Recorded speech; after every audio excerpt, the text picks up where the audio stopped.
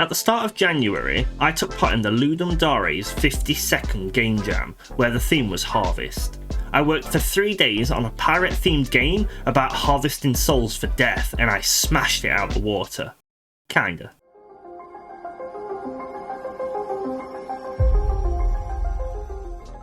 Welcome, my name is Decryption, and today we will look at my post-implementation review of my Ludum Dare's 50-second game called Arnold the Reaper, and in this episode we will look at what went right, what went wrong, what changes, did I improve from last time, viewer feedback, next plans, and 2 whole new sections called What Did I Learn and Ratings Reviewed. This is the biggest game I've made in all the jams I've taken part in.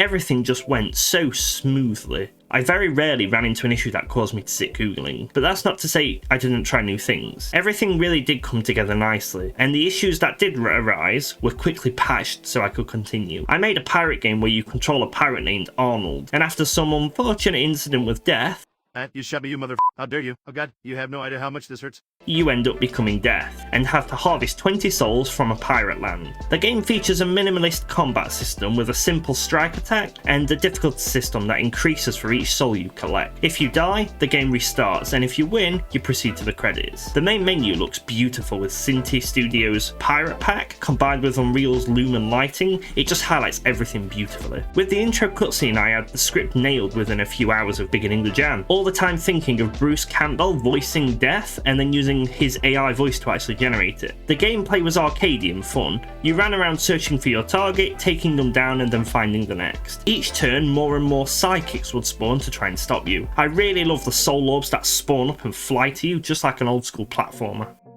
Every single game jam when I have a cracking idea, the one concept that always brings it slightly down is time. I ran out of it.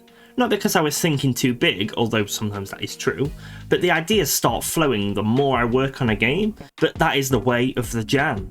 The combat system is another flawed aspect, although it works very basic. I would have loved to have had more time to create a better system. Multiple attacks, blocking, light and heavy attacks, something like that. A new thing I played with was the Unreal Water and Buoyancy system. It allows you to create boats and floating objects with relative ease, and it went okay. At the time of the dev, there was a bug in Unreal where the collision profiles wouldn't update without a reboot, and the message prompting this wasn't super obvious. So it took a few hours to figure out. It's a pirate game, you want floating stuff, so I had to solve it. The AI voices, although sometimes very realistic, are more often robotic, which was a little disheartening, but time was a factor. The final thing that was wrong was planning. I'll be honest, I saw the list of themes to vote for, and I did downvote Harvest. It seemed like such a generic theme where everything would just end up being a farming style game. When the theme appeared, I did have to reach into the depths of my brain to try and figure out something that would stand out. To friends and researching the definition of harvest to try and find some buzzwords, I found reap. Or Reaper. Harvesting souls. It sounded fantastic. Surely not many people would find this link. Yeah, it turns out most games published contain the Grim Reaper, so innovation was lost there. Now here is the big question. If I had more time, what would I change? There is a lot I would like to change in the game with time, but the idea/core concept isn't one of them. Without listing hundreds of little changes, the 3 main things I would change would be the combat system. By far the weakest point of the game, based on feedback, was the combat system. It's too primitive. A single strike, everyone dies. It needs more to it, whether it's adding combos, better animations, or upgrades or something. The second thing will be the gameplay. The entire gameplay is a simple game of tag. Find your target, take them down, find the next target while dodging other taggers. I'd like to add more, a respawn, harder enemies, hidden enemies, something like that. The third thing would be the animations. Animations are becoming my biggest issue when it comes to games I'm working on today. Just a lack of animations to suit my specific needs, and having to change the game to make the animations work is a compromise I'm not happy with. It's something I need to look into, whether it's buying my own mocap suit, learning to make animations for myself, or paying somebody professional to make it for me. I'm not quite sure on how to solve this one yet. Each jam, I set a list of things I would like to improve on next time. Last time I set myself 4 things to improve upon. The first was to focus on the story and have it noted down before making the game. One slight change to the story could result in a huge change to the gameplay. This was absolutely sorted. The Pirate Reaper story was built in from the get-go, and the idea was not changing in big ways throughout, so everything was much easier. The next was to look into the C++ side of Unreal. Now this is a mixed bag. On one side, I have been looking into C++ to fix bugs or updates for plugins I use. See my video on compiling plugins in Linux. However, on the flip side, I have not looked into using C++ to design gameplay or anything, so I'll have to leave that up to you. For me, it's a tie. I have and I haven't done it. The third change was to plan smaller games. This I did improve. The game has a core gameplay element that is sorted and fully playable by day one, leaving me 2 days to focus on improvements and continuation. The final improvement was to have good performance. Now it's hard to gauge performance on my own computer since I have a pretty powerful setup, but the one thing I can rely on is I didn't have a single comment regarding low performance or laggy submission. This in my books is an absolute win. So this is the first new category, and we're going to focus on what new things I did actually learn this time around. Now you'll always learn new things, whether it's a hotkey or a new way of working, but I'm going to look at the top things that are new for me. The first being Unreal's water and buoyancy system. This is an experimental plugin to basically create amazing looking water and have the physics to make things float and sync correctly. It's really easy to use once you get your head around it. Dynamically spawned sequence actors. In Unreal, to create cutscenes you have to use the sequencer. It's a really awesome feature I found about to spawn actors in and out of the sequence. It makes for really performance cutscenes, but also gives you the ability to simply spawn 2 versions of actors in and not have to worry about changing all the properties to make one actor meet the plan. The next thing will be the material editor and custom stencils. The material editor is just like Blueprints, is a drag and drop node based editor to create custom materials. While I have used it before, to create the target tracker I was dropped into a whirlpool of new material nodes. Understanding maybe only half of them, it's absolutely a start. The custom stencils were another thing I'm finding myself more and more requiring. It allows you to render specific things on a layer that the GPU handles really well. It also allows you to create custom effects like blocking them out or highlighting them.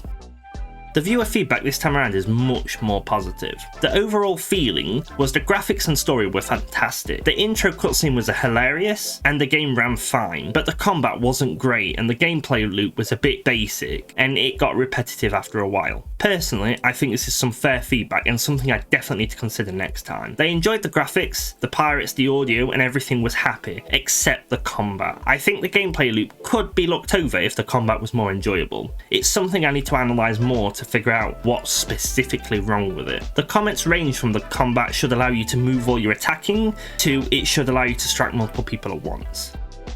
In this category, I'm going to look at the ranking I got and see how I feel. There are 8 categories to be ranked in, except since I didn't make the graphics or the audio, I took myself out of those, so I didn't get a rating for those. Let's start with the worst to the best.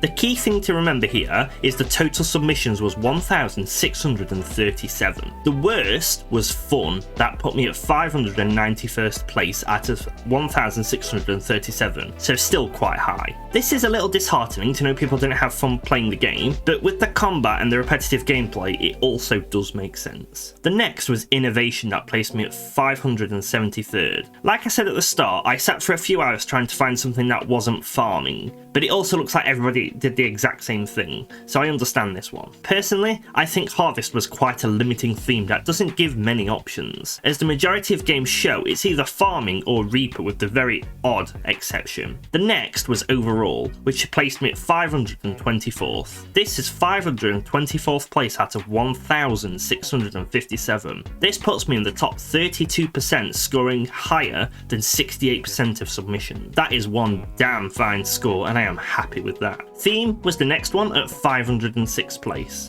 From what I can gather, it's how people feel when they think about the theme and how your game applies to it. Although my theme is about harvesting souls, so I did think I was going to be higher on this list, my assumption is people figured it was more collecting than harvesting, so next time I need to put a stronger emphasis on the theme in my game. The final 2 are the big players. Mood is at 310. People absolutely loved the mood of the game. They seemed to be very happy, and the humour, people rated it very high. I'm very happy with that. And now for the final rating, humour. This rating shocked me the most out of the entire ranking. I scored 48th place out of 1,637. People absolutely loved the comedic aspect of the game. The intro cutscene was mentioned in nearly every comment. I'm super ecstatic with this score. Last time, I stated I was going to keep working on my space game, my DAM system, and a new game I codenamed Spy. Well, this is going to be another PIR where I didn't do that.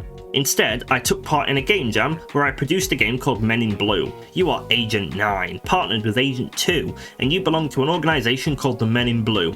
You go around police crimes and find alien activity, and either help the aliens settle on Earth peacefully, or remove them with or without force, to stop anything bad happening to humanity. As of writing this, I've been working on this game almost daily for the past 6 months, and making huge progress. I also often live stream the development of this game, and it might actually become my first real game to be released. I fully intend to continue with this game.